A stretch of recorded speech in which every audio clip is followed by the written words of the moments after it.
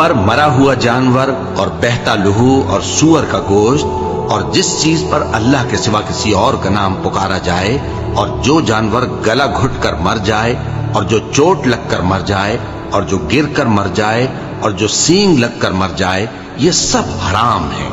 اور وہ جانور بھی جس کو درندے پھاڑ کھائیں مگر جس کو تم مرنے سے پہلے ذبح کر لو، اور وہ جانور بھی جو غیر اللہ کے آستانے پر ذبح کیا جائے، اور یہ بھی کہ پانسوں سے قسمت معلوم کرو، یہ سب گناہ کے کام ہیں۔ آج کافر تمہارے دین سے نا امید ہو گئے ہیں تو ان سے مت ڈرو اور مجھی سے ڈرتے رہو۔ آج میں نے تمہارے لیے تمہارا دین کامل کر دیا ہے اور اپنی نعمتیں تم پر پوری کر دی اور تمہارے لیے اسلام کو بطور دین پسند کر لیا۔ ہاں، جو شخص بھوک میں ناچار ہو جائے